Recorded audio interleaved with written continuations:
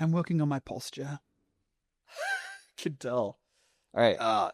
Proceed. Short sleeves. I just You pulled giving something. me a hard time about short sleeves? Ryan, every podcast we've ever done, even if it's like the middle of winter, you're in short sleeve. Interesting. Well, it's going to be 89 degrees today, so I feel like today I'm 89? Yeah. I checked my phone, it said 71. At right now. But 89? It's like 89. it's 11:30. There's a long way to go in the day. I got a t-shirt on underneath. You have a sweater on. It's not a sweater, it's a shirt. It's definitely a sweater. I came in on my scooter, so Fair enough. the wind breeze Cool. keep me a little insulated. Nice. All right, so today you've had some great feedback on our long form podcast. Yeah, somebody said they binged our content. I was like, never heard that before. I know, that's I'll take it. exciting. I've got a lot of great feedback on our short ones. Does this say a lot about our clientele? No, we'll see. We'll see. So we're going to do a long form, and then we're going to have Ernest kind of cut it up into different clips, right? Yeah. Brilliant. So we'll do rapid fire, bunch of different topics, give people a feel for what we're going to cover. Yeah, let Ernest do his magic. Ernest is our video tech editing guru. So my questions today, these are things that have just come up in conversations, either with existing clients or brand new clients. And I think they're really helpful for people who are home buying, home selling, especially here in Northern Colorado, to think about as well. So my number one question is, are you seeing people put backup offers in right now? So let's define a backup offer first. Great. If a house is under contract and you're like, oh man, I wish we would have gotten that one. We found it too late, or whatever the case is. Should you put in another offer that automatically becomes the first position offer if the current first position offer falls through? We do it here and there. I mean, I think it depends on the situation. We're going to call the agent and ask them what they think the strength of the current offer is. And a lot of times you might get an idea, maybe the inspection, maybe there's some stuff that might come up on inspection. Maybe the buyer, it may be qualified or not qualified. Certainly if there's a contingency involved, if another property has to be sold, 100% let's do the contingency. I don't know. What's your feeling as far as like, if you put a contingency in, do you think that increases the probability that the current offer might fall through because the seller might negotiate with a little more tenacity because they know they have a fallback? So you're under contract. The first place offer has a contingency, a home sale contingency, right? And then the second place offer that came in as the backup offer doesn't. Is that what you're saying? Yeah. I mean, okay. Obviously it can be a variety of situations, but yeah, that. I mean, I think we are seeing a lot of homes come back on the market. Okay. And that's either because the home sale contingency isn't going through, or that first place offer knows that we're in a bit of a different market right now. It's a little bit more of a buyer's market, and they come in with a whole list of inspection requests that are not just health and safety, structural, mechanical. I mean, these are nickel and dime requests, right, that we haven't seen in our market in 5-10 years. So I was just talking to a realtor today. She got an offer. They accepted it. The buyer came in with 48 inspection item requests. 48, right? That's a doozy. So if that seller has a backup offer, gives them leverage, they can say, hey, listen, thank you for your 48 requests. Little much. Just so you know, we're willing to handle X amount of these, but we can't do all 48. It's unrealistic. It's not a brand new house. And also, you should know that we have a full price backup offer waiting in the wings. And if I was that seller's agent, I'd make sure that I negotiated that backup offer to be better than the first place offer. That way, that backup offer puts pressure on that first place offer to perform and maybe be a little bit more realistic about their inspection items. So I would say right now, putting a backup offer in is great. We're seeing a lot of homes fall out of contract. either because of contingencies or because people are just unrealistic about inspection. They are. And on the sell side, a couple things to think about is, so you've got this 40 item repair list and you have the inspection report typically. Mm-hmm. There's been times when I'll go to the buyer, the backup buyer, and say, hey, here's some of the issues that we're dealing with. Does this seem like something that you could handle? Great. And a lot of times they're going to be like, totally. As long as we can get this house, we'd be happy to overlook that stuff. And then you can go back to the first offer and say, we've got this backup offer, and we told them about all the inspection stuff. Yep. They seem fine with it. And so that's a great way to just, a lot of times all that stuff magically disappears when you start bringing those things into the equation. Can we do that one again? Make a little shorter version. Sure. That works? Yeah. Do you want me to serve it to you? Yeah. Okay, we're seeing a lot of deals fall through right now. Yep. What are your thoughts on putting backup offers in on listings? Great idea. A lot of listings are still going under contract quite quickly, but that first place offer may well have a contingency attached to it. Now, when we say contingency between realtor and realtor, we're talking about somebody has to sell a house to buy a house. So if you're looking at homes online and you're seeing that home is taking backup offers or contingent, right, it means it's under contract with an existing buyer. But you know nothing about that first place buyer's offer. It could be contingent on selling a mansion in Montana. And what if that mansion doesn't sell? Well, yes, that home may come back on the market. But if you put a backup offer in and that backup offer is accepted, if that first placed offer falls out of contract, can't sell the Montana mansion, the inspection request is just completely over the top, your backup offer immediately takes its place. Versus that first place offer falling out, the home comes back on the market, and then it's game on, right? It's a free-for-all for the next person who wants to put an offer in. So I would 100% be putting backup offers in right now. I'm not exactly sure on what the numbers are, but at one point, not too long ago, I was seeing 20% of homes were coming back on the market. So if you found your dream home, somebody else has already put a ring on that finger, you've got a 1 in 5 shot of getting it, I'd say go for it. 100%. Do it. I agree. And this reminds me about another thing.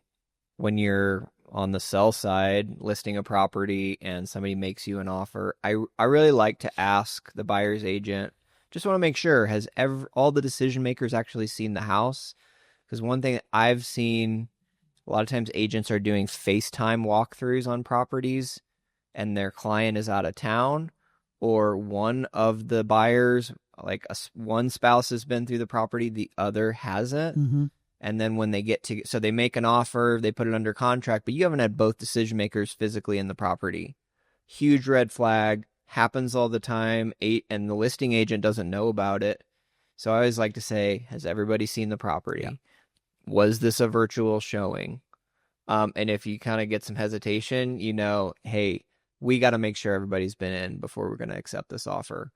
And obviously that was something that, used to happen more. Multiple offer situations right now, people are not as, you don't want to lick a gift horse in the mouth right now. You're just happy to get an offer a lot of times, but you only want to do this once. You want to make sure you're not going under contract and then a couple days later, the other decision maker comes in and is like, honey, I don't like this at all. It's funny you said, you asked the other realtor, the buyer's agent, hey, has everybody been in the home? There's always this awkward pause. Yeah. It's that 2 to 3 seconds. And the answer is, well, no, but I did a really detailed video tour. Yeah. Because that's the best answer, right? But yeah, it's true. A lot of buyers are doing this sight unseen, not as much as that we saw during COVID, right? We saw that all the time. It kind of became commonplace. But it's a little scary for a seller when the buyer has never actually physically been in your home. So yeah, I love that. You need to know that. Yep. You do. And how quickly are they going to come see the home? Right.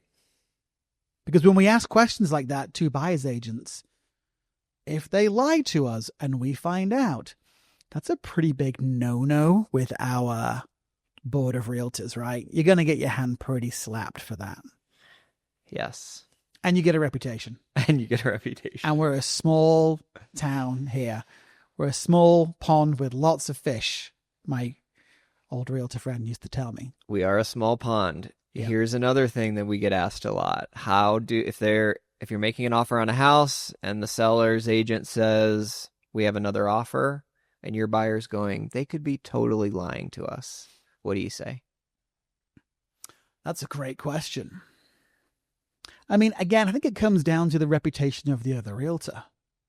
You and I know 90% of the realtors in town here that do this full time, right? It's not a side gig for them. It's not a hobby. And you know the ones that would BS you, and you know the ones that just wouldn't. So if my client was very interested in that property, we might talk about an escalation clause, right? Offering a little bit over asking. But for an escalation clause to kick in, there has to be a second or third or fourth offer. And we'd want to see a copy of that offer. And they can remove whatever personal information. I don't need to know that it's Johnny Depp buying that house. We just need to see that there was an offer that was signed and the amount of money was higher than we were initially thinking of offering. Right.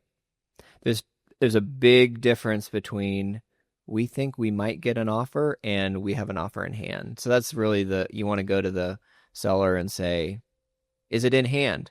Okay.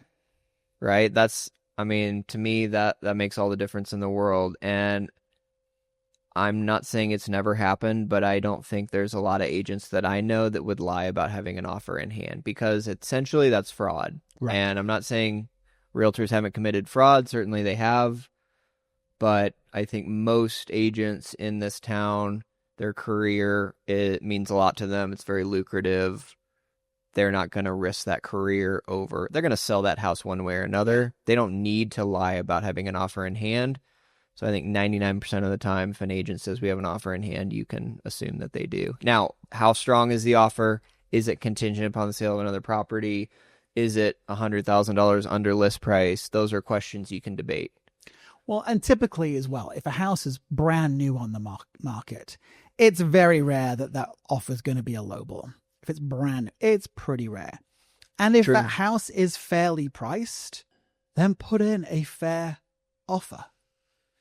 You could overthink it and lie in bed till 4 a.m. every single time. So put in a fair offer, but also be realistic that you might not get it if there are other offers. And to go back to your point, it's not worth your license to lie. Yeah. Right? One transaction is not worth us losing our careers. Yep. Just doesn't. So. Yep. All right. I don't know if I answered that question correctly. I think I misheard you when you were like, if you want to do it again quickly, because you were like, we have another offer coming in. Sure. Okay. If you're offering on a property and the seller's agent tells you that they have an offer already, a lot of times our buyers are like, how do we know that they do have an offer? They could be lying to us. What do you say? So I think the first answer is, do you have that offer in writing? And when is your response time? Because if it's not in writing in real estate, if it's not on a contract, and how many pages is our contract? 20, 17, something like that, 20 something, 22, 23. It's a lot of pages, right? Yeah. If it's not in writing with an expiration date, it's not a real offer. Somebody calling and saying, hey, would you take 600,000? That's not a real offer. So is it in writing? And if they say no, what do you do? I mean, you assume that they don't have an offer. I mean, you coach your client, look, certainly possible. It sounds like somebody else is interested. It may or may not be, the interest level may or may not be high. Because when we list a property, there's always people saying, yeah, we like it. We're thinking about it. It's a maybe. Mm-hmm. There's all that kind of wishy-washy activity. But until somebody says, we are actively in the process right now preparing a contract, That's what I want to know from that agent. Do you have somebody that's working on writing, or is it actually in your hands? And if it is, then we can operate under that assumption. But until they say that, I'm not necessarily going to be, it's not going to dramatically change my strategy on how I prepare the offer. And as I put myself in your shoes, if I have a client that's interested in that property, don't wait. Write an offer. Yeah. Be the first one, especially in this market right now where we're not seeing 4, 5, 6 offers on a house. Be the first one to put your strong offer in there, especially if you love it. Yeah.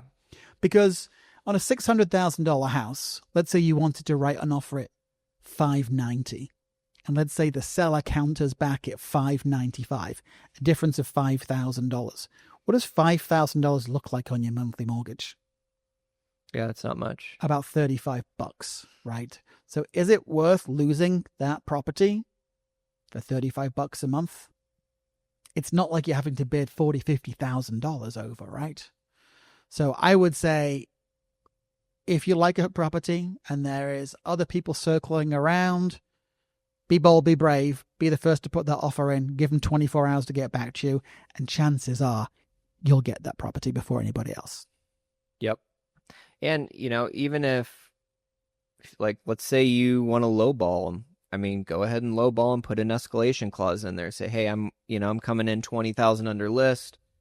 If you get a competing offer with similar terms, I'll beat the offer by a couple $1,000s. But right. And, case by case, right? I mean, sometimes you might be able to get a property for well under list price. We got a property 50,000 off of list a couple weeks ago, but it took 2 months. So we made the offer. The seller said, absolutely not. And they actually got another offer. That offer fell through. And slowly over the course of weeks and weeks, they came back to us and said, hey, maybe we'll think about taking that offer right now. But a lot of times it's going to take time to get, it's very rare that you're going to go in 50,000 under list and the seller says, boom, yeah, sure, I'll take it. Unless they've really been on the market. They need to know, they need to find out for themselves that they're overpriced. What's the most you've ever gotten off a house? I mean, I've gotten 150, 200, I don't know, over 20 years. It's hard to remember like specifics, but there's been a couple homes have gotten a couple 100,000 off. But it's hard to know, like they might have come down, like where are we talking from, the current list price or from where they were originally, right? But in every one of those cases, it took a long time. Yeah. I had a similar situation. I had a client, we found a property for him on water. He's probably listening to this podcast, and it was overpriced. And maybe in a better, stronger market, it would have sold. I think they wanted 1.2 million for it, and they'd come down a bit already. But the market wasn't great. And we went in with a lowball, and the realtor, who was actually the owner of the house, it was her dad's house, she was not happy. I mean, she wasn't like kicking and screaming, but she was like, Robert, $200,000 less than asking. I'm like, have you had any offers? No, but we've made multiple price reductions. Okay, you've made those and you still haven't had any offers. She's like, yeah, we're not willing to take that. So literally every week I'd give her a quick call and say, hey, it's Robert again, just checking in. How have your showings been? And she'd say, well, we had a couple of showings this weekend and we had an open house. Great. Do you have any offers? No. So every week I checked in, and after, I think it was 2 months, she took the $1 million offer. Yeah. But you've got to, it's a waiting game, right? You have to be patient. It's a great strategy. Just say, hey, this offer's on the table indefinitely. Mm-hmm. And, I know it's way less than you guys are asking, but if somewhere down the road you want to consider it, let us know. Plus, my client said to me, Robert, I'm prepared to lose this house. Yeah. Right. I love this house, but I'm prepared to lose it. If he said to me, I don't want to lose this house, then I'm going to be saying, well, we might want to be a little more generous with our offer. Right. I'm price sensitive. That's what I always say. My buyers are very price sensitive on this house. They love it at a certain price. So I had a situation this week, actually. House is on the market. in like the $600,000 range. Seller just dropped it $10,000. I've been telling my clients about this house for about a week, but they have challenging schedules. And I said to them, listen, I know you want to go in on the Monday. Can we please go and see this on the Saturday? And they said, yeah, we'll try and make things work. Get there on the Saturday. And they loved it. It was like, it checked every single box for them. Mr. Buyer says, well, what can we offer without insulting the seller? So I said, you know what? I got an offer recently. It was $20,000 less than asking, and it was $20,000 in concessions. They wanted $20,000 towards their closing costs. And my seller was not happy to see that. We negotiated it to the fact where we ended up giving them $10,000. So I shared that strategy with him, and he said, okay, let's go in. We'll ask for $15,000 off and $15,000 in concessions. Call the other realtor. Hey, any offers? No, nothing yet. Great. I'm sending you this offer. Here are the details. He calls me back and says, just so you know, we've had a couple of showings. One of those people is really showing a lot of interest. I share that information with my buyer, and Mrs. Buyer's like, are we going to lose the house? Are we going to lose the house? I'm like, well, we did go ahead and put in a pretty aggressive offer at $30,000 less than asking. And she was saying, well, is there a guarantee that they'll come back to us before they accept another offer? I'm like, no, there's never a guarantee, right? So she said, well, what do we do? I said, well, if you want the house, let's go ahead and just offer them asking price. But I don't recommend that. I was like, let's play it out a little bit. Won't lie to you, I was a little nervous because there did seem to be somebody who was sniffing around, another buyer sniffing around. In the end, they took our offer, not at $30,000 less than asking, but it was a pretty good offer that we gave. They counted, and everybody came to the happy place, right? Right. But that said, if you love a place and you go in with a really, really lowball offer, chances are the seller just completely ignores you. And if something else comes in that's better, they don't even give you a second chance to look at it, right? They just go with that better offer. So be mindful of that. That's good. That's good advice. We played a bit of a risky game. That was pretty long, that, Ernest. What do you want to hit next? How to pick a home inspector. Oh, it's a good one. I have a lot to say about this. Go ahead. So Ryan, you have some clients. They're from out of town. They don't know anybody, right? They've moved here. They chose you because you're a local expert, a local Fort Collins realtor. They say, well, Ryan, we need to choose a home inspector. Can you choose one for us? So yes. You would say yes? Well, I can. I mean, I'm going to give you, a couple different people, and they're always going to say, which one should I use? Right. Okay. Perfect. So, yeah, we'll recommend people. And I think you had some great advice that I like on how you chose your inspectors. Why don't you tell people about that? Because that's different than what I was going to say. So I always ask about the home inspector's background first and foremost, because do you know what qualifications you need to become a Fort Collins home inspector? There's zero. Zero, right? We could start Robert and Ryan Reliable Home Inspections tomorrow with just a business card. Yeah. You don't need any qualifications. So if you're talking to a home inspector for the first time, ask them, what's your background? Now, I used a home inspector for the longest time who had an engineering background. Brilliant, right? I had a home inspector, brand new guy, walk into my open house the other day to introduce himself. And I was like, hey, just so you know, I've got a good list of home inspectors. Sounds like you're pretty new. What did you do beforehand? He ran an ice cream shop. Now, I love ice cream. I do. I would scratch your eyes out for key lime flavored ice cream, but I just don't see the correlation between running an ice cream shop and becoming a home inspector. So I think that's a really good question to ask.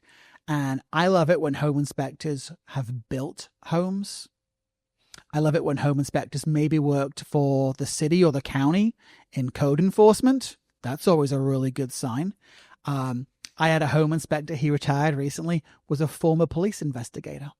That guy had an eye for detail, which you would expect with an inspector, right? So definitely ask them what their backgrounds are, and then ask them what their training is. Do you know much about the training programs? The certifications? No. Yeah. Tell me about the certifications. So there's two that tend to get put out there. I think there is ASHI, American Society, I'm looking at my computer here, of Home Inspectors, and then INTERNACHI, which is the International Association of Certified Home Inspectors, right? That's a great start for sure. You want to make sure your home inspectors have those certifications. If not, it might as well just be Ryan and Robert, Reliable Home Inspections. Right. Also, I would ask them to send you a copy of a previous home inspection report. They should have dozens of those. Get that report and read it. Right? And make sure that this home inspector and you are on the same page. That report, if you're buying a single family home, $600,000, should be 30 or 40 pages wrong. They shouldn't just be pointing out the negatives with the house. They should be pointing out, here's the water shutoff valve. They should be pointing out the level of insulation, whether it's high or low, right? There's a system they follow. If they just send you a 3-page report with check boxes, no photographs, no comments, I'd maybe skip that inspector. But to your point before, we know all the good inspectors in town. And we know the ones where we're like, I've never heard of that person. Ever. So talk to your realtor. Who do you know? I always tell folks, here's my top 3. They're all fantastic. They've all been doing this 10 plus years. They all have backgrounds in sync with home inspections. Yeah. Call all 3. First of all, make sure they're available and then talk to them. They're willing to chat with you. Build a relationship with that home inspector. And then, what was I going to say to you? Big thing that I look for is just focus. Like when people are, when you go to the inspection, I mean, I've been through a number of inspectors and a lot of it's like style. But if the inspector is there, and I show up and, I've had inspectors that are like, they seem very interested in like chit chatting with me. And I'm like, no, this is, we're here to inspect this house. Right. Mm-hmm. Because it does take a lot of focus. And I feel like I've seen inspectors that have been doing it for years. And I feel like they get to the point where they start to phone it in. And there is a lot of different things in a house. There are things that you can miss. No inspector is perfect. No inspector is going to find everything. And, there's times when I will walk through a house or my buyer will walk through a house and they will find stuff that the inspector didn't find. Right. And I feel like that is a focus problem because these are visual things. This is not something where we were looking with like ground penetrating radar. This is like cracked siding that the inspector missed. Or one time I went into a basement and we saw one of the egress windows was cracked. And we went up and we were like, we didn't see this on the report. And he was like, oh, yeah, I'm going to like add this in on the report. So, yeah, I mean, there's, it's a sensitive area for me, too, because, I have been through a lot of inspectors and I have had situations where my clients calls me later and says, hey, we didn't find this on the inspection report. And that's always super frustrating. Yeah. I had the same home inspector for 10 years. He retired recently. So I had to find a new one, right? I went back into the memory banks and I was trying to recall what inspections have I seen buyers on my listings bring through where I said to myself, wow, that home inspector did a really good job. So I went back and researched those properties and I saved all the home inspections, found those 2 inspectors, and they're now my sort of top 2 to refer to my clients. Nice. So yeah, I employed the enemy. So yeah, it's a good strategy. I've done the same thing. Absolutely. The other thing that's important with inspections is to understand what you're not inspecting because there's a general inspection, then there are add-on inspections, radon, sewer scope, Sprinkler is a really big one. Yeah. We had an in-ground hot tub recently. We had all kinds of problems with. These are add-on inspections, and I feel like a lot of inspectors are coming in and they're saying, here's my inspection report, and there's a lot of fine print in there that says this is not an exhaustive inspection. But the buyers aren't really thinking about that. They're thinking, hey, this is my inspector. He's going to look at this house top to bottom, and that's not always the case. So it's our job to say, hey, this hasn't been inspected, or to coach our inspectors and say, we want to be very clear about what is not being inspected. Also, if there's a part of the house, like I've had instances where it was a hoarding situation and they couldn't access or they couldn't see a portion of the house or couldn't get into a crawl space, rest assured, every time there's something that an inspector cannot access, that's where the bodies are going to be buried every single time. Well, similarly, if a property's rented, renters are not going to prepare a home for showings the same way that an owner-occupant would, right? Because frankly, the renters hate it. It's a huge inconvenience. They're stressed out because they have to get a house ready that is going to be sold from underneath them. And quite often you'll go into the basement and it will just look like a tip. Hold on, we don't say tips in America. Help me out here. It will look like a dump. The dump. Yeah. Sometimes, occasionally, we need to get a camera on Ernest's face over there. All right. I wanted to say a shit heap, but sure. Okay. It's the internet, right? And you can't see everything. You can't see the foundational walls. You can't see the floor. And then sprinklers are a good one too. I write in all my contracts that we want a receipt from the sprinkle blowout company. And if they don't have that receipt, we want the name of the person that did it. And then quite often I'll have the seller demonstrate that everything's working properly to us. Because home inspectors typically don't turn on sprinklers. Yeah. And, if it's in the wintertime, like it's hard, right? I mean, theoretically, you could fire up a sprinkler system if it's above freezing, but I've talked to some sprinkler guys about that, and they're like, yeah, we'd be willing to do it, but I don't think, the seller is going to be super excited about firing up, a sprinkler system, even if they're going to re-blow it out. So, on some level with irrigation, you're going to have to, if you're going to buy a house in the winter, you're assuming some, take what you can get. It'd be really great. I just had this idea that if we know a listing is coming on the market in the winter, but we know now, I have one of those. We're photographing it tomorrow. Yeah. Because the yard looks awesome. It won't hit the market till November. I might make a video showing the sprinkler system just fully working. Sure. Take that doubt out of the buyer's mind. Yeah. AC is similar. Yeah. Right? You can't fire up an air conditioning system in the winter. So how do you know it's working? And there's a couple of cheats that HVAC guys can do. They can wrap the outside unit, right, to try and warm it up. But the best thing to do is always get a home warranty. Because if you come to fire up that AC unit in the summer and it's not working, you've got a home warranty, you've got some coverage. Good point. But home warranties don't cover sprinklers. I've talked to one of my inspectors about looking at the water meter, and this is tricky because the water meter is sometimes buried in the yard where there's a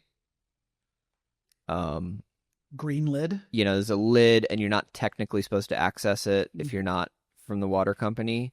It's great when it's in the house, but I said, hey, shouldn't we on each inspection have everything shut off in the house and look at the water meter? And he was like, that's a really good idea. Yeah. Because at the end of the day, like, you're never going to be able to find every single leak. A lot of times with the sprinkler system, especially, I feel like it could be leaking, it's a couple feet underground. You're not going to know. Maybe you're going to feel a mushy spot in the yard, but you're not always going to find that. So let's look at those water meters, right? See if it's running. See if the numbers are rotating. Yeah. I like that idea. So on the topic of conversation of inspections, right? We know that you have the general inspection. I know our real estate commission tells us that we're not home inspectors, but you and I have seen enough homes. Yeah. We've spent enough time with home inspectors.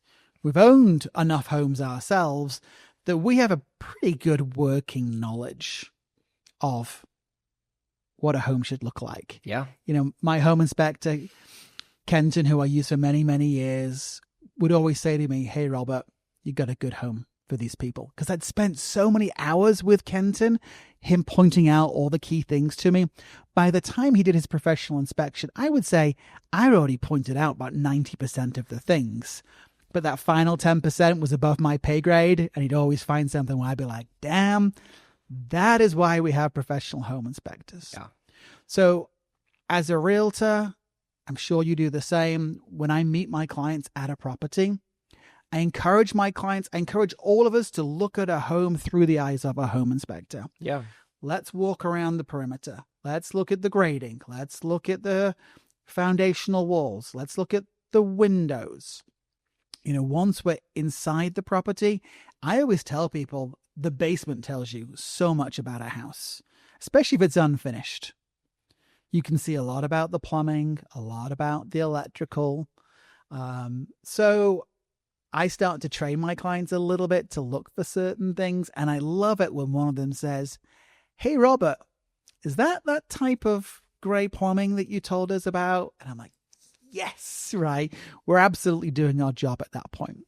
So when the general home inspector comes, hopefully we already know about 90% of the little things. Yeah. But general home inspectors don't automatically do radon tests or sewer line scopes, right? Right. Sewer line scopes, potentially asbestos testing. I mean, you know, there's a lot of add-on inspections. Fireplace is another one that they're not necessarily going to do. Definitely want to get a fireplace inspection. Yeah. And again, the average buyer is going to think that if they're getting a home inspection, they're getting everything. Yeah. Why would they not? And yeah, I love the idea of kind of training your folks on what to look for. Grading is another really big deal. It's pretty difficult to correct grading, and a lot of, you know, it doesn't seem like that big of a deal. Whereas, you know, if water is flowing towards the house, higher probability for foundation issues. A lot of times, if you are seeing cracking in the basement, you can go outside and you can say, "Yeah, I can see why that's happening." Yep. There's typically a downspout that doesn't have an extender on it, and the downspout dumps water on the corner of that property. Yeah. And it cracks there. Yeah. You know, we see that in a lot of 1960s and 1970s neighborhoods. Right. Getting in the crawl space. I'm not going to get in the crawl space on every house, but if my clients like it and there is a crawl space and it's not easy for us to get down there, I just want to poke my head down there because I can scan around. I might learn a lot really fast. Oh, yeah. You know, one time I found the exhaust vent for a furnace that, you know, had completely blown, you know, the weld on the exhaust vent, and so it was spewing carbon monoxide into the crawl space. Gosh. So, you know, and a lot of times you might go down there and you might say, like, I've seen issues where there was like water in the crawl space and mold, and it's like, if I can just poke my head down and come back up and say, I don't know if we even want to like deal with this, right? And you then save that client. Save them $600 or $700 on an inspection, if not more. I had a situation recently, brand new construction. The builder's rep, lovely person, seemed to be pretty green. And I said, "Hey, I'm pretty sure in your municipality, you have to do sewer line scopes on all your new construction before closing." And they were like, yeah. Oh, I'll get that for you, right? They just couldn't seem to get it for us. I didn't know that was a code thing because we had just got a sewer scope on our new build, and I was like, in Windsor. Windsor, 100%, and I'm 99% sure in Timnath. Interesting. I don't think in Fort. This was in Saunders and Fort Collins. Okay. Anyway, go ahead. So this was not Fort Collins. Anyhow, so I said to my client, I'm like, hey, let's get a sewer line scope done. And the builder's rep was like, "Why? We've already done one. It's a brand new home. What could go wrong?" And we've all heard the story about the angry plumber somewhere that put a 2x4 down a sewer pipe on a new build because they were upset at the builder. I didn't hear that story. You've not heard that one? Yeah, I've heard that one. So we go ahead and we put a sewer line camera. It's like $150, right? We put a sewer line camera down the sewer line, and your sewer line's about this wide, right? Approximately. There was rubble up to here. Construction rubble. Wow. Probably about 6 inches long and about 3 or 4 inches wide, right? So when you first move in, when you flush the toilet, good chance that everything kind of go over that rubble. But after a couple of months, things build up, get caught up, and suddenly you've got black water coming back into your brand new, lovely home. Yeah.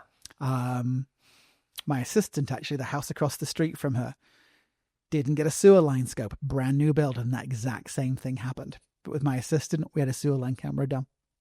Anyhow, even on new builds, go ahead and get a sewer line camera done. It is worth spending the $150 to have that peace of mind. Do you know when else I recommend it? When? On condos.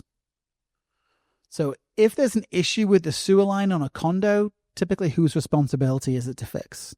Everybody says it's the HOA, right? But it's not often the HOA. It's actually can be the owner. Yeah, because if it's underneath your property as opposed to outside your property, it's a bit of a gray area. And if that condo's been around, let's say it was built in the 70s, 80s, again, it's just worth $150 to put that camera down there, find if there's a problem, and then know if the HOA is going to deal with it or not. Also, I have a lot of inspectors that will say, I've seen this happen. I don't need to inspect the roof or the exterior because the HOA handles all that. Right. And I'm like, are you kidding? Yes. This is a big deal. Just because the HOA handles it doesn't mean we don't want to know about it. Yeah. It's a huge headache. A lot of times HOAs, are not Johnny on the spot with getting that stuff done. Just anticipating and if a roof is needs to be replaced, and this is a multi, there's dozens or hundreds of units in this complex, that could be $1 million roof. Mm-hmm. We might want to know about that. Well, and probably there's a deductible as well, right? That needs to be met, or there could be a special assessment. Yeah. That needs to be met that falls on the condo buyer. I've seen those inspections as well. And the inspector still charges the same fee, but just says, well, HOA manages the exterior. That's not my problem. No, go do your job. Go do your job. It's definitely your problem. What about mold? Any mold or environmental testing outside of radon? Oh, yeah. I mean, another thing that, is not a bad idea to do on every house, but some people don't care. I mean, mold, in Colorado is obviously less of a factor than it is, in more humid climates, but certainly we see mold. A lot of people don't do a mold test unless a general inspector flags a mold issue or has any reason to believe that mold might be there. But a lot of times sensitive, people that are sensitive to mold might have a test done regardless of whether they have visual evidence. That's what I say to people. If you know you have mold allergies or you're sensitive to mold, let's go ahead and test for it. We might have to bring in a specialist, but I think it's a couple of $100. Yeah. $200 or $300. But then maybe not spend that money, because you can just spend money after money. Maybe if you're not that sensitive, let's see if the home inspection, the general inspection, identifies anything. And I had a situation just this year. The home inspector caught a spot just behind the washing machine.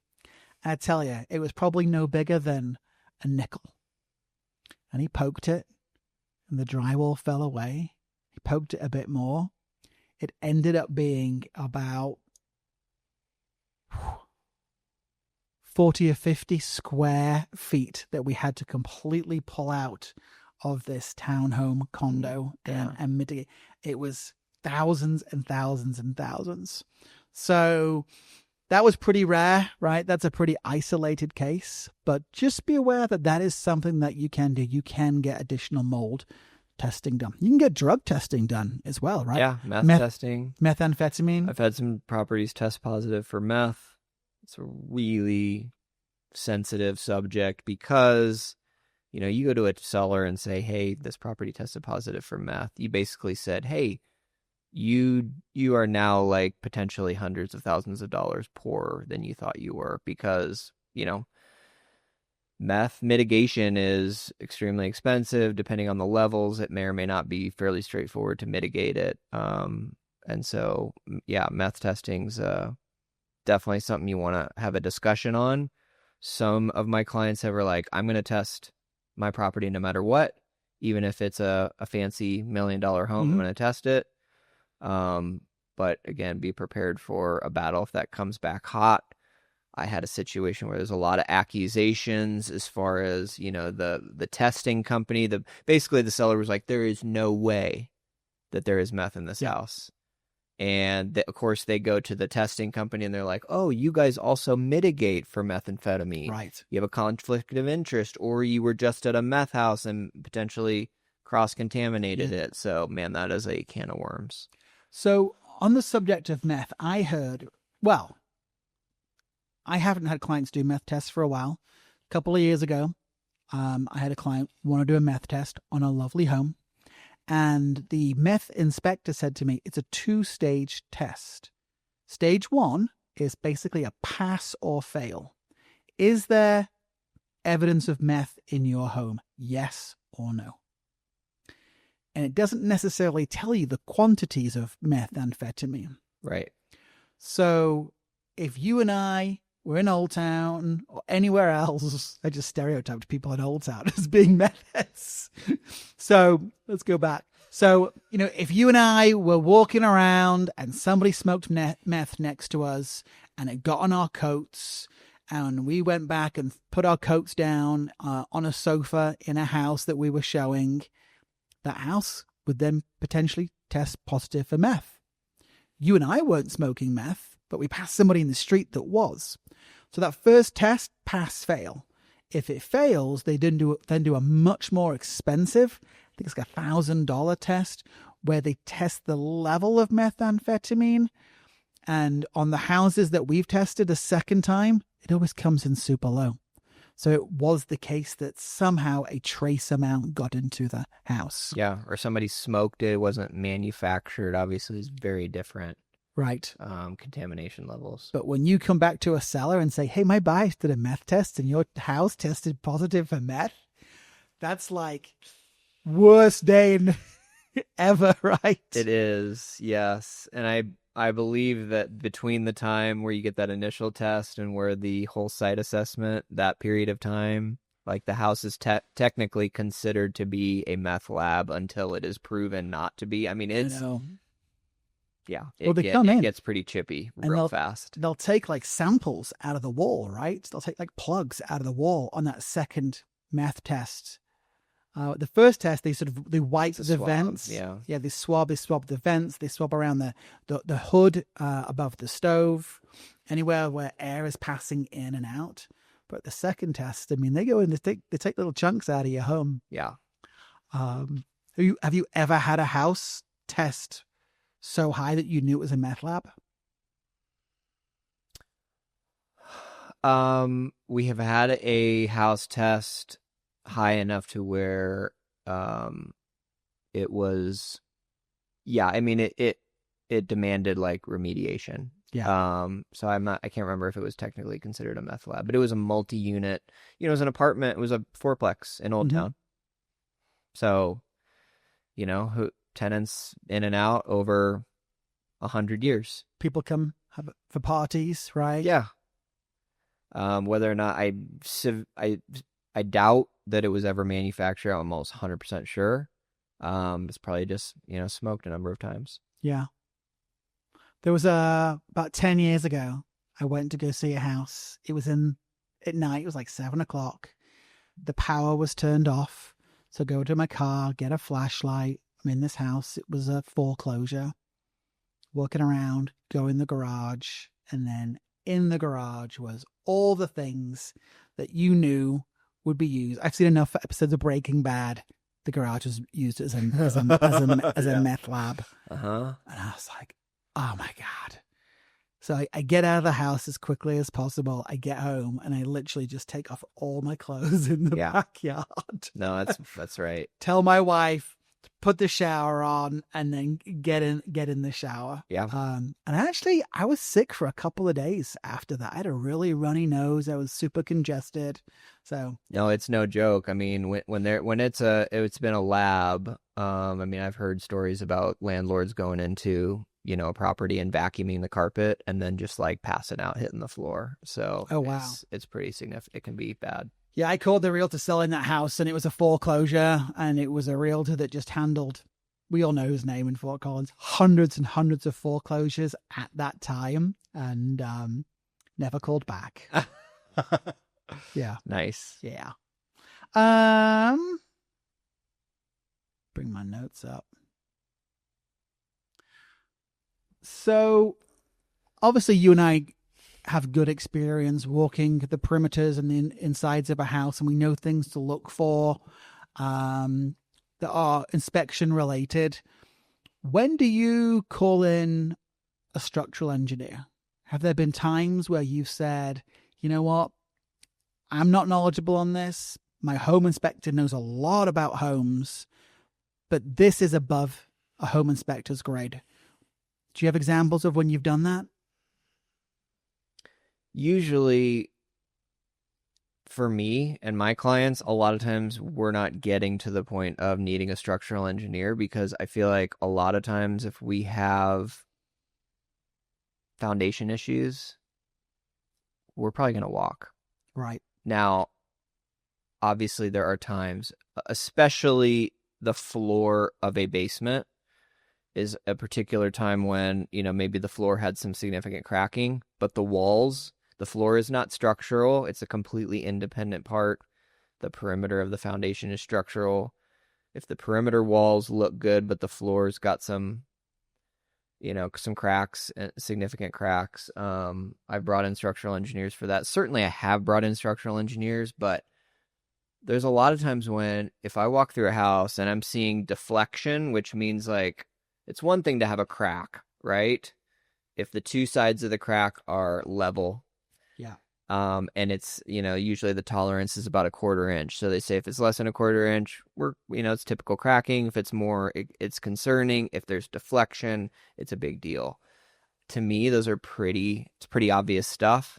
So a lot of times if we're walking through a house and we're seeing deflection, we're seeing a lot of movement, we walk outside, the drainage is poor, we're like, there's a lot of fish in the sea. Let's move on. But certainly there are times when it's maybe that one property when, or it's priced in such a way where it might make sense for us to address that. Sure, bring in an engineer. Yeah, and I think for $350, which is what they call to come out for an hour, that peace of mind is always worth it. There's no home in Fort Collins that doesn't have a crack in it somewhere. Right, whether it's a hairline crack or a crack in the driveway or a crack on the floor in the garage. And if your client's super sensitive to that or had some bad experiences in the past with homes and foundations, for $350, it is always worth that peace of mind. Plus, that home inspector will write you a report, and you've then got that for when you come sell the house in the future. So I want to talk about scams. Right, as realtors... You're saying the quarterback for the Bills is not trying to buy a house from me right now? Okay. No, is that what you're saying to me? I got a Facebook request the other day of this pretty lady, but it said, he is waiting for your response. And I'm like, come on, scammer. If you're going to put up a picture of a pretty lady, at least get your pronouns correct. Right. And I want to tell you a quick story about a scam that I picked up on pretty quickly. So through my website, I get an email every 2 or 3 days, and I can typically tell if it's a scammer or not.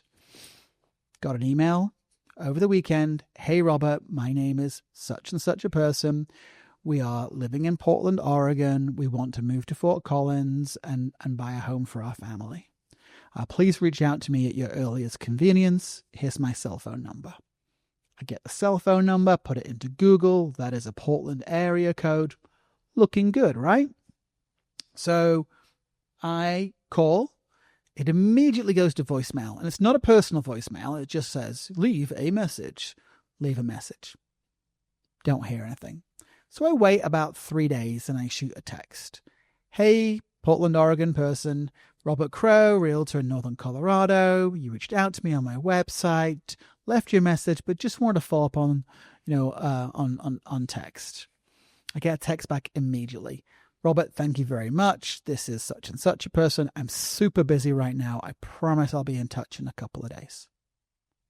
Okay, fair enough, right? Last night, 6 o'clock at dinner, the phone rings and it's this potential buyer. So it's been 4 or 5 days that they first reached out to me. Very clever. They call and it's somebody with an overseas accent. Hey, guess what? I'm also from overseas originally. But this person's grasp of English is not ideal. Okay, fair enough, right? People can buy homes in the United States from all over the world, not a problem. But the line is terrible.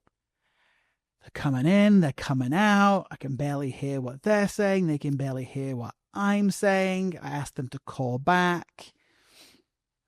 And I'm already getting my spidey senses is going off. So I'm asking them why they're coming to Fort Collins. Well, we want to raise our family there. I'm like, great. Have you been to Fort Collins before? Only to go sightseeing.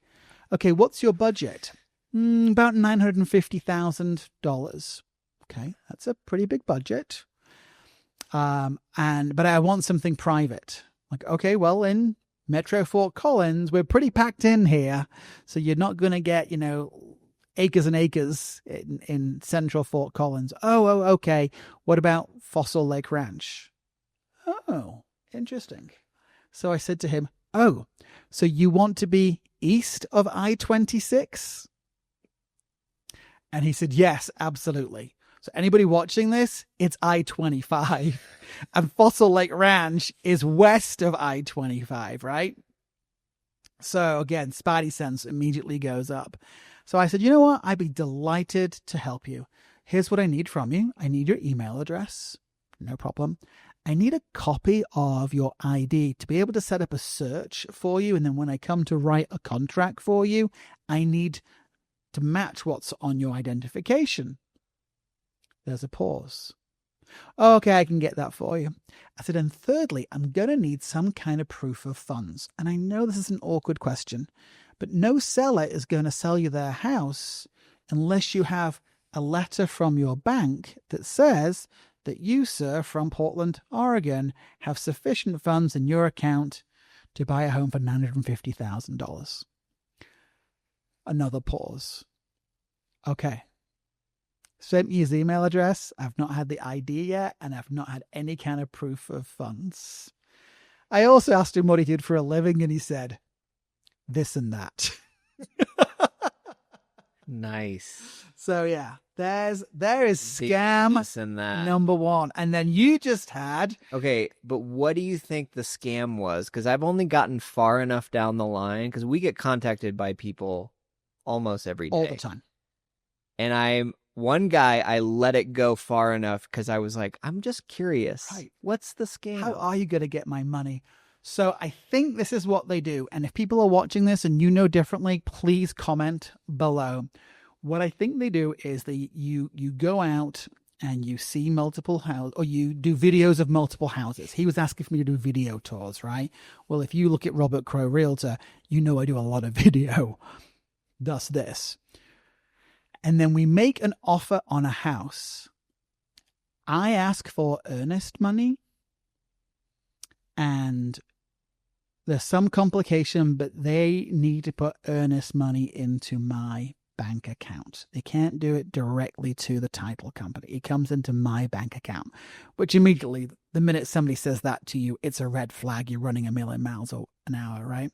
But they go ahead and they make a mistake and they put too much earnest money into your account, and then somehow they then expect you to give them your bank details to go ahead and take that earnest money back, and they drain your bank account. So they get all of my $35.26. That's so nice. That's what, in other scams that I've read about, that's what I think they do. They somehow they give you too much money, and then try and take it back, and they just take all your cash. There's a Jason Statham movie who is a phenomenal Englishman, former Olympic diver, but you know him, the martial artist from all the Lock, Stock and Two Smoking Barrels, Guy Ritchie movies, right? There's a movie called Beehive, I think. Watch the first 10 minutes of that movie. I made my mom watch it, actually, because that is how they get you. So I had a guy, and a lot of the people that come to me are like, we want, they're trying to tell me that they want to buy a luxury property. So, $2 to $5 million. I want a pool. It has to be in the best school district, blah, blah, blah. And I had one guy that, I was kind of like 50-50, this could be legit. And then he was like, Ryan, I've made my money in crypto and I'm just killing it, and sends me the portfolio that he's got. Mm-hmm. And he's trying to get me to buy crypto. And I was like, that's the scam. That's the scam. Okay. Wire me the money and I'll make you rich. And then you just got, no kidding, something from Josh Allen, right? Yeah. Josh Allen, quarterback for the Bills, moving to Fort Collins. Hot take. You heard it here first. Oh my gosh. Okay, there's another scam that I think consumers should be aware of is people trying to sell vacant land when they don't own the land. And this one is text this morning from a guy who called me last week about the same land. Hey, Robert, I've got this acreage property that I want you to sell, and man, I need to sell it fast. Yeah. So for buyers out there that are looking at vacant land, theoretically, you could be purchasing land from a person who does not own the land. So you're not actually purchasing the land. And that land has to be owned free and clear, right? There can't be any debts on it. I think that's part of the scam. One of the reasons it can go through. If there's a loan attached to it, the lender gets alerted because of the loan. But if there's no loan on it, it's much easier for the scammers to push it through. I think the majority of raw land is probably not going to have a mortgage on it. I mean, some is going to, but yeah, I mean, so essentially you find a buyer and the buyer's like, wow, yeah, I'd like to buy this acreage property. Since it's acreage, it's vacant. Mm-hmm. They can go to the property and look at it. Right. And it's not like you're going to somebody's house and they're like, no, this house isn't for sale. There's nobody with a shotgun. There's nobody there. Boy, get off my land. Right. Right. So they could go to the land and say, yeah, it's a beautiful piece of property, and man, it's really priced right. Yeah. So, and then they buy the property and they don't actually own it. So the title company has to be involved. Theoretically, if this works, the seller, the scammer, is going to have to convince the title company he's going to have to use false identification. And so I think, liability-wise, it's probably going to be, the title company basically got scammed because they are a notary, mm-hmm. and they verified the identity of somebody, and they said, yep, let's wire the money to the seller. And now the good title companies, right, the well-known, the well-established ones that we know here in northern Colorado, and we know these people, they're very aware of this. I mean, they send us emails about these scams. They're on top of it. But you use some little rinky-dink title company, and they're easy to set up. Ladybird title company that has no idea, they will fall for this every day of the week. And theoretically, I guess if this is super sophisticated. Hold on. If there's a title company out there called Ladybird Title Company, that's complete coincidence. I apologize. You wonder if a title company also could, if they could stand up a title company and have them in on the scam. You never know. Potentially. Scams for our buyers and sellers. This is a big one. It's been a couple of years, but we were made aware that somehow these scammers are finding out buyers and sellers' contact information and sending them fake wiring instructions.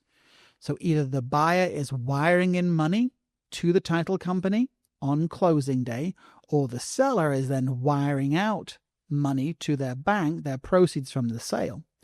And what happens is about a week to 10 days prior to the closing, somehow these scammers are getting phone numbers, getting email addresses, and sending out contacts saying, hey, just so you know, we've been hacked.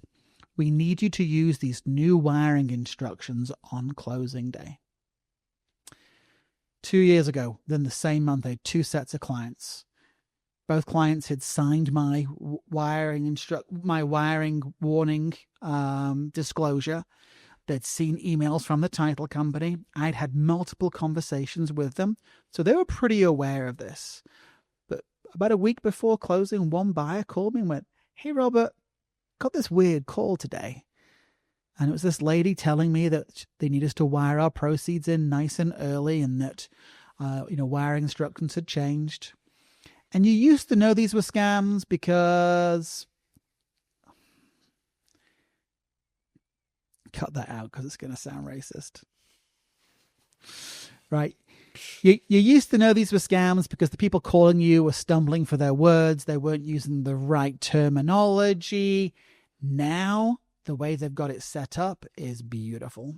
And they'll send you an email and it will have the title company's information in there. They used to cut and paste it and throw it in. Now it looks like an official email from the title company. But this client called me and said, this doesn't sound right. And I was like, stop.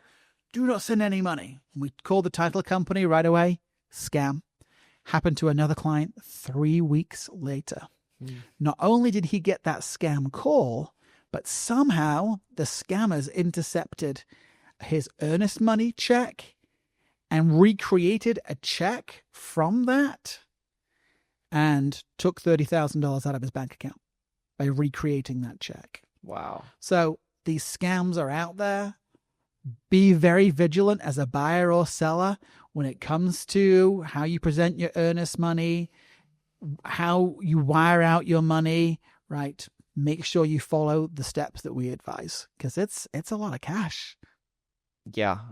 One of my clients, his son was moving from California to Florida, wired about $250,000 fraudulently, vanished. Oh, gosh. Same kind of scam. This is the title company. Here are your wiring instructions. And he got the Secret Service involved. So my client comes to me. He's like, this just happened to my son. What should we do?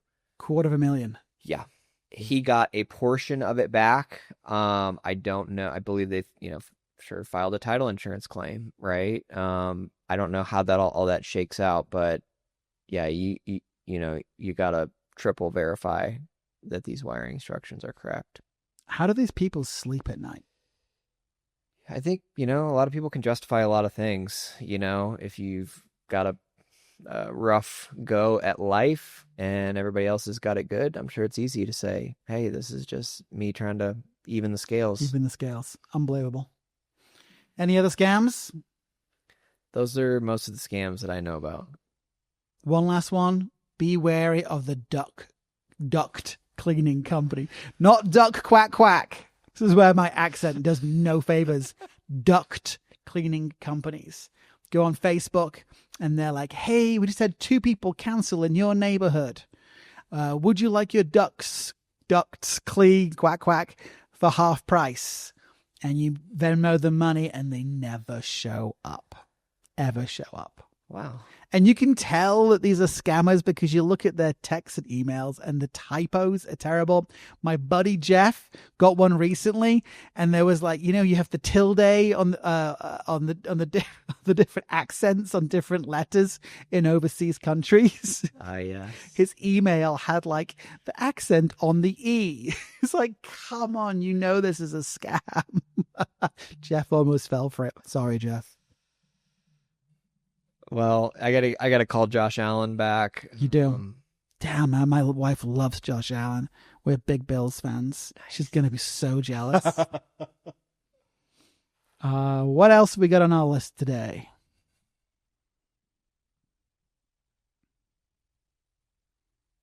All right, let's talk about. Well, hold on. What, online valuations? Online valuations. What do you think about online valuations? Online valuations, they're fun, right? I mean, it's a bit of a gimmick. It's a guideline I always tell people those third-party online companies, there's the one that rhymes with Nillo and Headspin, right? You know them all. These are all third-party websites, and they're all using algorithms, and some are more complex than others. But essentially, when these companies are giving you valuations, they have never been in your home. Ever. They have absolutely no idea of any updates or lack of updates that you have done. All they're doing is looking at the homes around you and creating a price per square foot and applying that to the size of your house. And sometimes they'll get it right. Most of the time they'll get it wrong. When I do a market analysis for my clients, I always have them write on a piece of paper what they think their house is worth, and then we fold that piece of paper up, and I don't look at it until I've done my presentation. And quite often, when they open up their piece of paper, they've got that valuation from an online source. We did one last week. My valuation on this home came in at $625. All the online valuations came in between $550 and $615. A $65,000 spread. Even if you cut it in the middle, it was still $45,000 less than where I valued the home. And one of the reasons that I think these online valuations were off on this house, it has incredible backyard. I mean, it is the backyard that you want to bring your neighbors over to hang out. It's beautiful. Zillow's got no idea about that. Additionally, these clients of mine, they had a water leak in the basement, and they took the advantage to tear out the basement and redo it all. That added value to the home. Zillow's got no idea about that. Many, many years ago, property on Hollywood, just west of here, on an acre, and I did my valuation on it, and I asked the sellers, what they thought it was worth. They opened up their piece of paper, and it was $308,000. And I said, I'm valuing your property at $425,000. And they were like, wow. We went ahead and put that house on the market. It sold for $485,000. More than 50% of what the online valuation was. So, moral of the story, use it as a guideline. Know that these third-party websites put this up because they want you going to their website and clicking on the buttons and clicking on the advertising. Call a realtor that knows your community and have them do a market analysis. Don't rely on their estimates. I agree. Valuation is, spend a huge amount of time on it, and so many times I show up at a house and people are like, well, we showed you the house. What do you think? Yeah. And I'm like, I'll get back to you. Give me a day, potentially 2 days. There's a lot of adjustments I need to make. There's other agents I need to talk to. I need to look at this from a lot of different ways. I need to sit with it, talk to brokers in our office. Because I want to get it right, and I don't want to set an expectation with you by just flipping out a number. Yep. It's really hard to come back after that and not look unprofessional if your price is lower or higher than the price you gave them on the spot. And for agents out there, I would coach them and say, don't feel pressure to show up at a house and have the valuation just off the top of your head. Well, and sometimes the neighbors know the comparables better than you because they live in the neighborhood. They do. And they've been over for holiday parties. Yeah. My approach is I always go with the comparables that I find, and I share the comparables with them and ask them for any feedback. Ask them, are there other properties you think that I should have included that I didn't include? And then I make all my notes. And I just had a meeting with a couple. They're getting divorced and looking to sell the house, or the husband might buy the wife out. That market analysis took me 9 hours. Yeah. I got a bit obsessive about it. Well, it does take 8 or 9 hours, I think. It's a better part of a day on most properties. And if it's not, I think you're going pretty fast. I mean, for an appraiser, they're certainly spending that amount of time. Mm-hmm.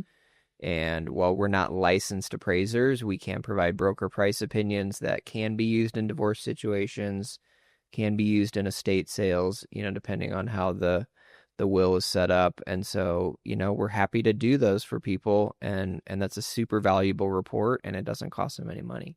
Mm-hmm. And we can always call an appraiser. Yeah. Right? If we're Second unsure, opinion.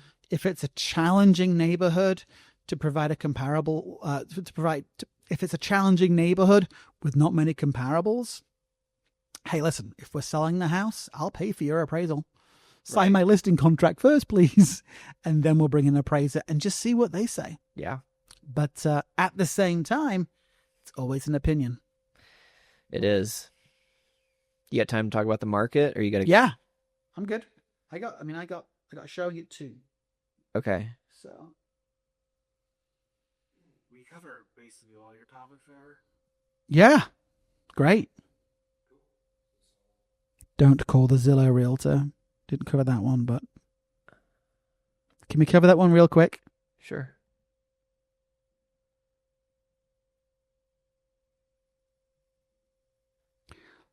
So I'd love to know the stats on how people find their realtors. I'm one of those referral realtors. 99% of my business comes from past clients who share my name with friends and family. But there are people who just go on the big third-party websites and they see a photograph of a realtor next to a property that they like, and they click on that photograph. What they don't know is that realtor is not the listing agent on that home.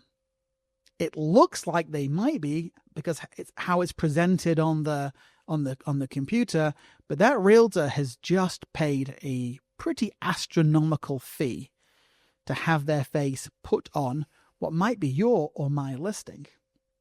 And that's how they get their business.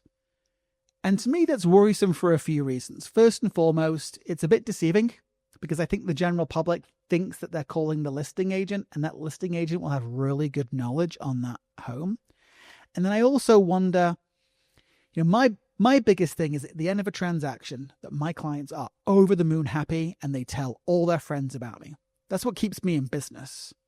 Those realtors that are just advertising on the third-party websites, it's just transaction after transaction after transaction. And they don't necessarily care that the buyer is happy at the end of the process because they're just waiting for that next lead to come in and to close that next deal. So I really caution people, don't click on the realtor whose face is on that website. If you want to see a property, chances are your brother, your sister, your mom, your dad, somebody you know, your best friend, had a really great experience with a realtor. Get that number, call that realtor, and have somebody show that house to you that has your 110% best intentions at heart, not somebody who's looking to make that quick transaction and move on. Yeah. Yeah, I think that's right. I think consumers are starting to realize also, and I wonder if this is going to start impacting Zillow's bottom line. I'm hearing from a lot of buyers that are saying, I will not, like, I use Zillow, but there's no way I'm clicking on that button because my phone will blow up for a month straight. And there's actually some legislation just coming down the line about mortgages where they are restricting because people do credit pulls and then boom, they just get annihilated with phone calls. It's crazy. And that's actually the Mortgage Bankers Association is like backing that legislation so that people won't get so many phone calls when they pull their credit. And that's going to be illegal basically to use that as an indicator. Well, and that blows my mind, right? Because similar to realtors, most buyers want to use a local, well-known, trusted lender that they were probably referred to. So the minute they apply with that local, trusted lender, what you're saying is their information goes to all these other lenders, bankers. You've never heard of these people, and they start to call you. I mean, we were talking about scams before. You got no idea who these people are. Can you imagine? I mean, the financial information you give a mortgage broker it's everything. Right. There's nothing you don't give them. use somebody local here. You know where their office is. If there's a problem, you can go knock on their door and talk with them about it. Feel free to get quotes on rates and fees from other banks. Most of the time, the local lenders here will match them or get super darn close. But I remember before I was in real estate and I bought my first house and I was recommended to use this online bank, I must have had 8 different people from that bank call me from the start of the transaction to the end.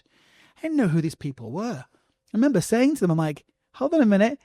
I just spoke to James 3 days ago. Why am I now talking to Beth? And Beth would be like, oh, well, James was in this position and got promoted, so now it's me. And again, you are giving really important financial information to these people. So stick to somebody local that you know and that your realtor knows as well. Absolutely. Well, we covered 2 things there, so that's great. All right. Let's talk about the market. Let's talk about the market. This market, my goodness. Okay, if you were to ask, so it's early September right now. The August numbers just came out. I think if you were to ask any realtor in town, what do you think the numbers for August are going to look like? Because we get the numbers once the end of the month hits. I think most of them would have said our prices are going to be down significantly. Yep.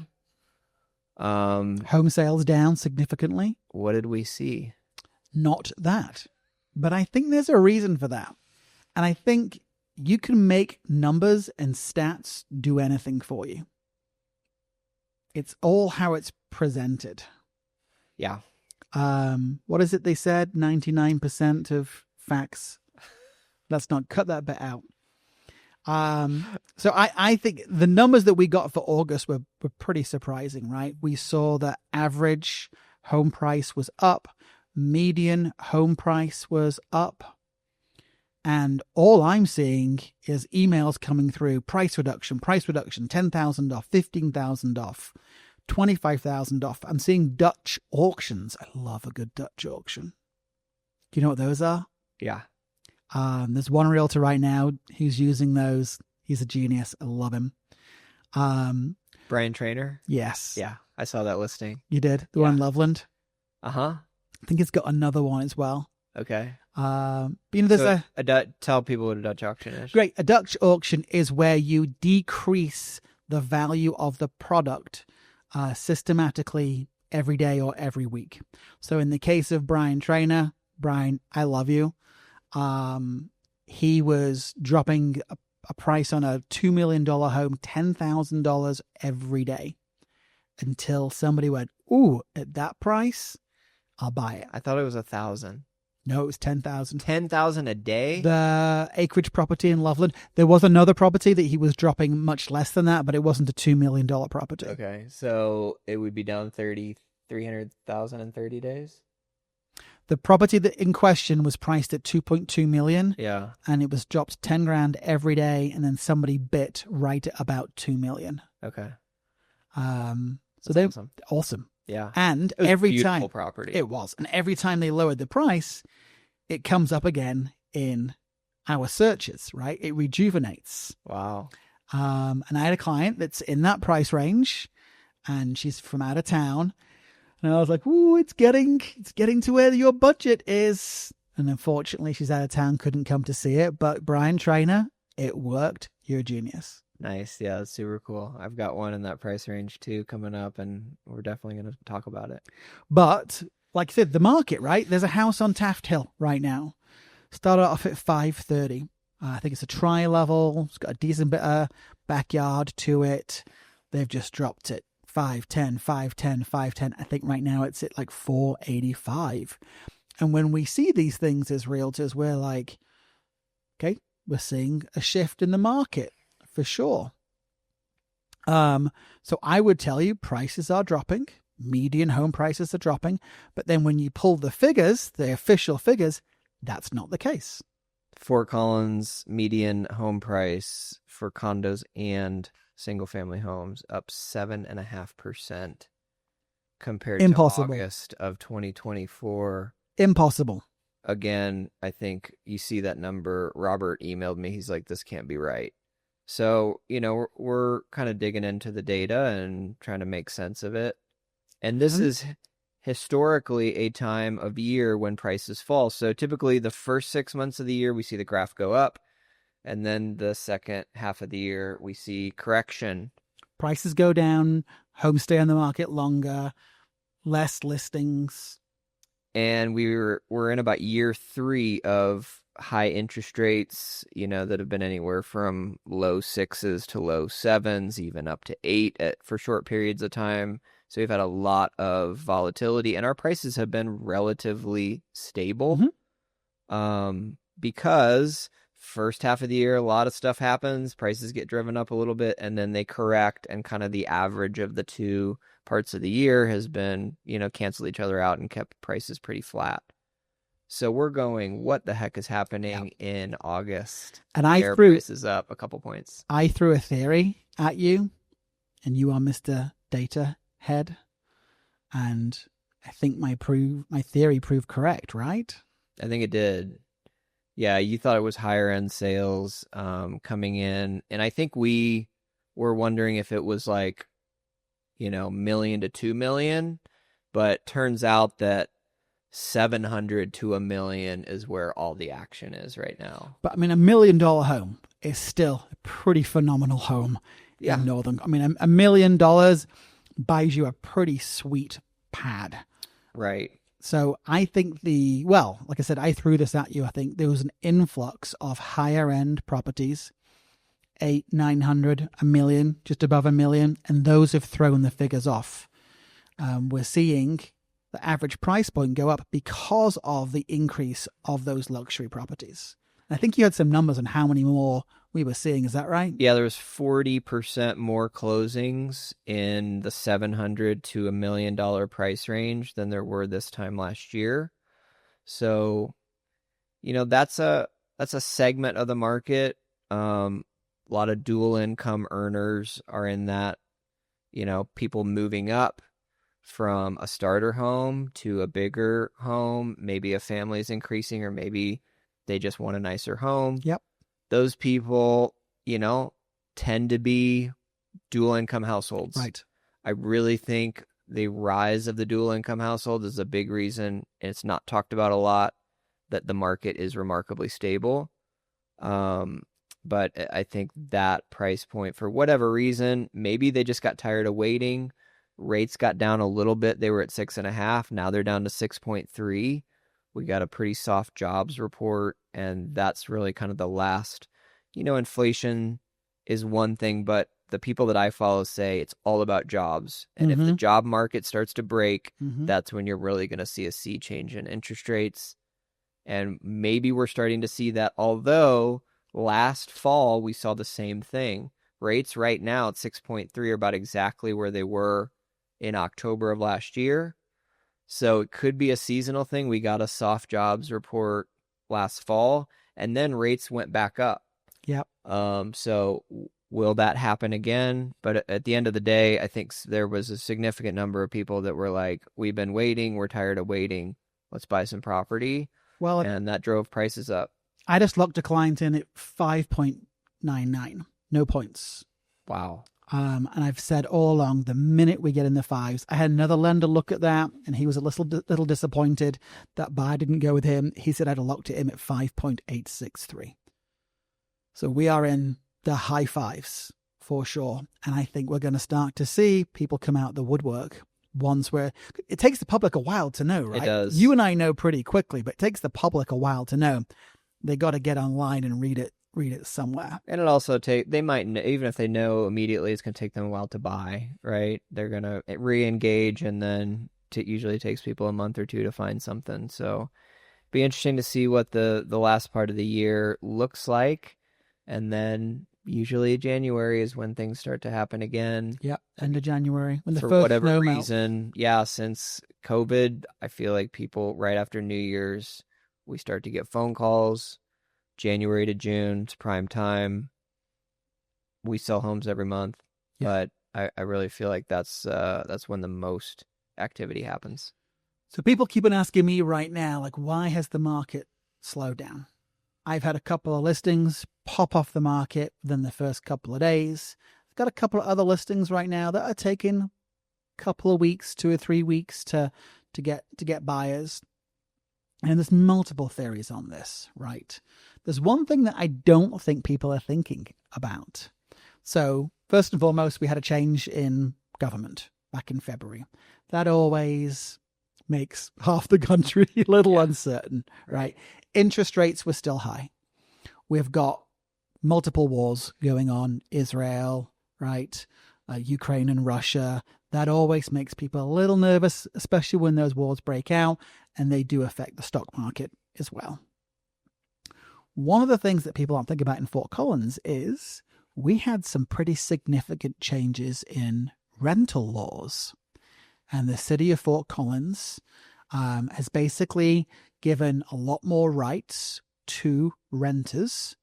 And frankly, I actually agree with what they did, right? There are a few slumlords around where I drive past those houses and I'm thinking that is unbelievable that somebody is living in that property.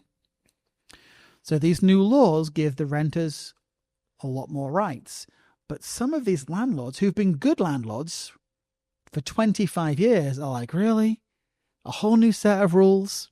And I had multiple clients at the start of this year call me and say, hey, Robert, I've owned this property 25 years. I am not happy with what Fort Collins is asking me to do. I've got good equity in this house.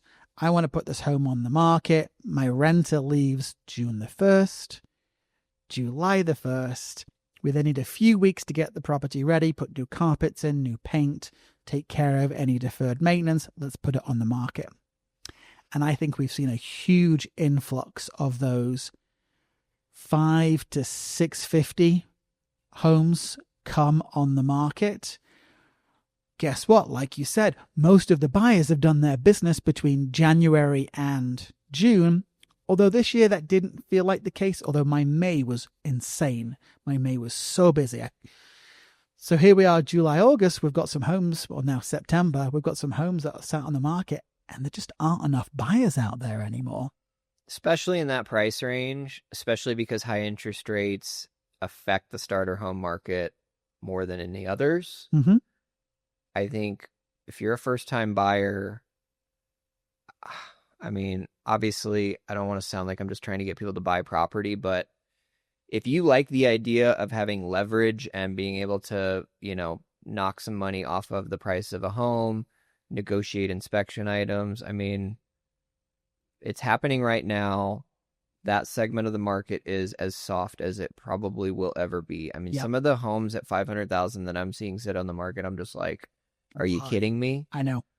So, that's a great opportunity for first-time home buyers right now, because you and I remember 3 or 4 years ago where we had the huge influx of people coming to Fort Collins from wealthy estates, and they were buying second homes, and they were just paying cash or bidding offers up $50,000 and backing up those offers with funds if the home didn't appraise. Right. First-time home buyers, unless they had a lot of money in the bank or friends and family could help them out, they couldn't compete.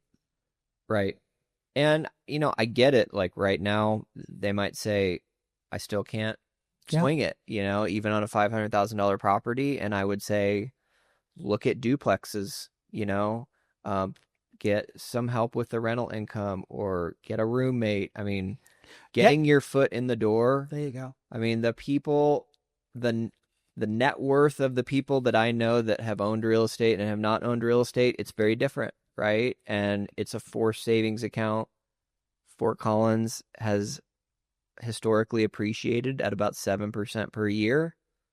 And if you have a tenant paying down the mortgage of that property, you are getting, I just did an analysis for a guy who had bought a condo for his son to go to CSU. He's like, Ryan, should I sell this property? And I said, the way I look at, he had about $120,000 of equity. When I looked at projecting the rate of appreciation conservatively at 4%, how much he was paying down, his tenants paying down the mortgage, he was making about 15% on that money. And I just don't know, like S&P 500, you're going to make 10% over time. I love the S&P. I'm bullish on stocks, but I also own real estate. And I told him, man, there's no way I would sell this property. Yeah. So, especially those lower price point properties, I feel like are going to be that's going to be the kind of stuff you want to own. You look at a water tap right now. You go try to go out to Elko and buy a water tap. It's 120 grand. And just so people know, a water tap is what you need to bring water into your home. So essentially what you paid to get water to your house. So if you look at, you can buy a house in Fort Collins right now for under 500,000. You're getting, that water tap is worth about 120 grand.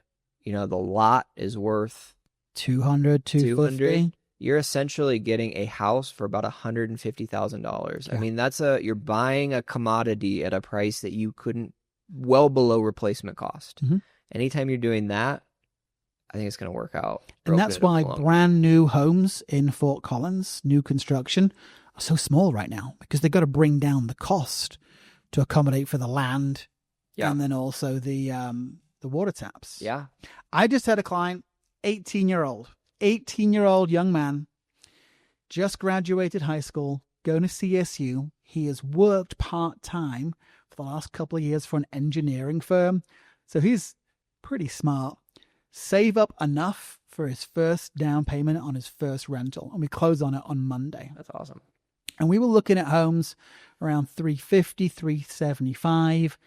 One popped up that I saw. It was priced at 400, been in the market 111 days. And I said, you know what? Let's just go see it.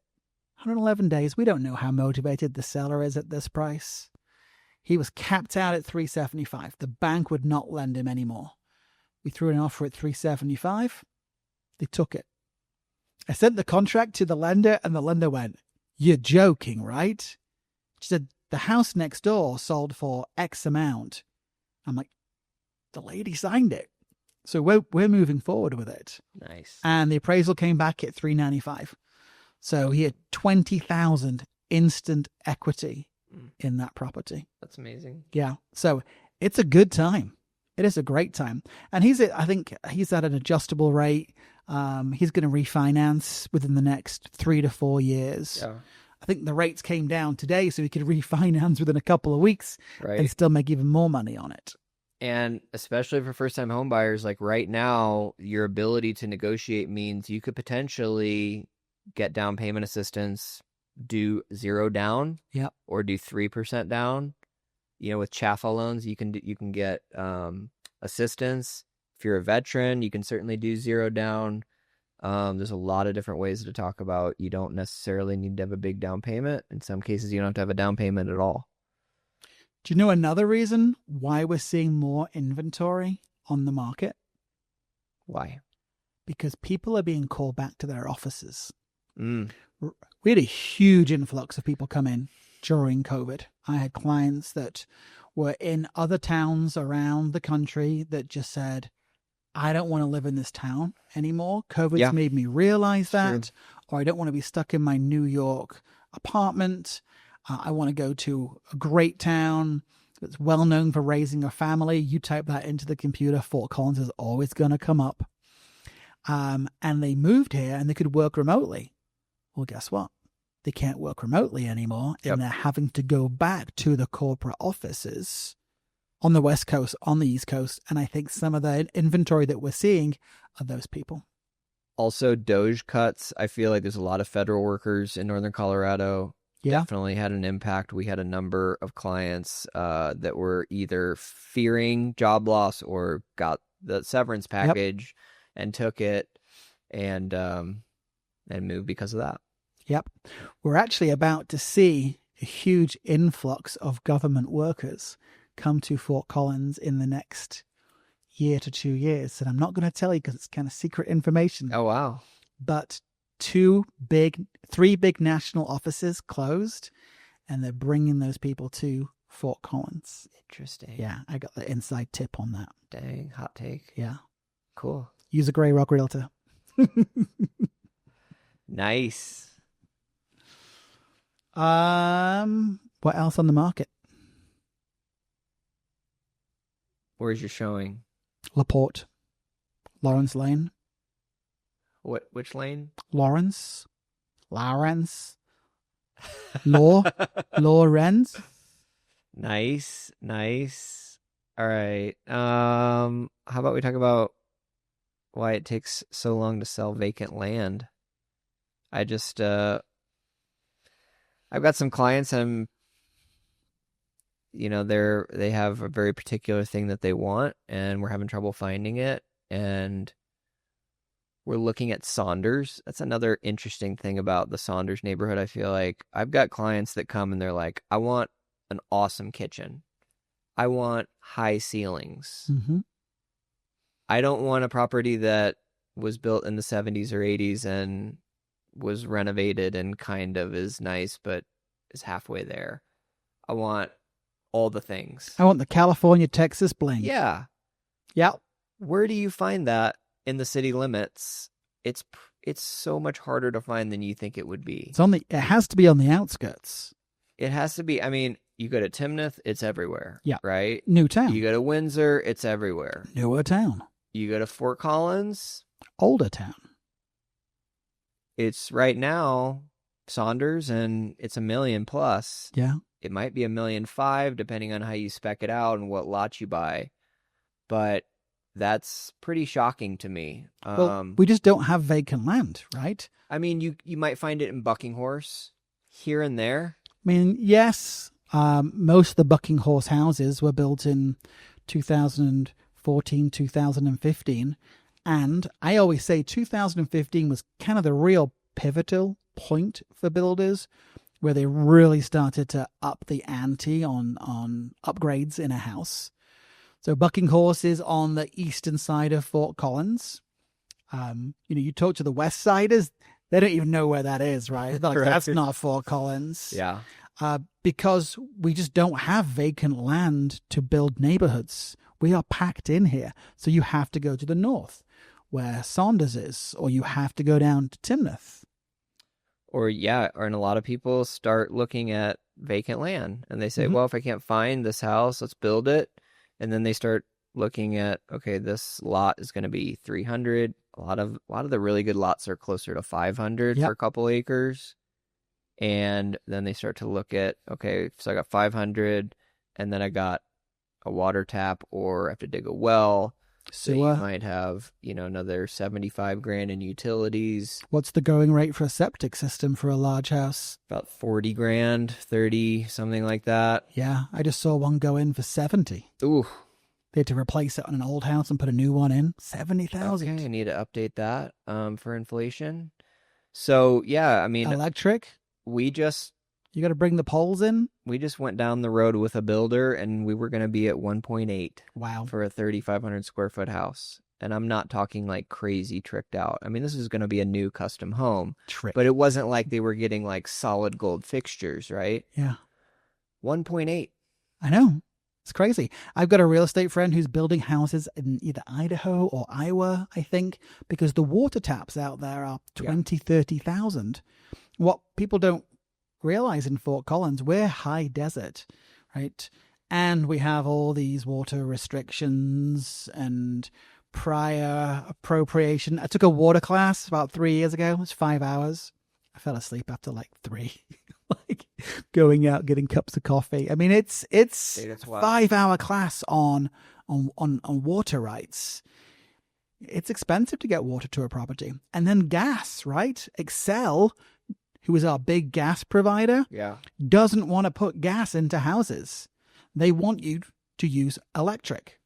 So we're going from gas-powered furnaces to heat pumps. Select all electric. I've got a house in Old Town, needs air conditioning. Excel is giving me huge rebates for going with heat pumps.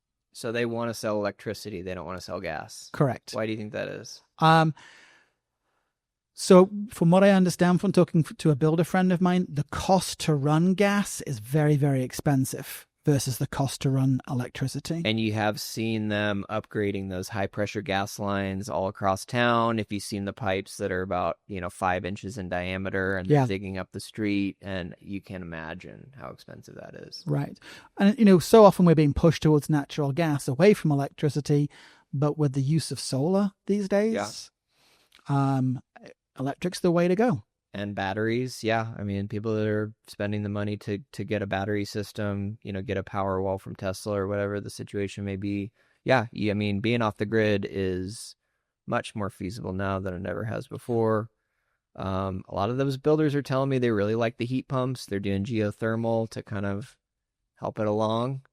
But they work really well. They're a different kind of system. You kind of got to keep it running. Mm-hmm. And you don't want big fluctuations in temperature because it takes longer for them to cool down a house, but they're more efficient. Yep. And the new ones. Okay.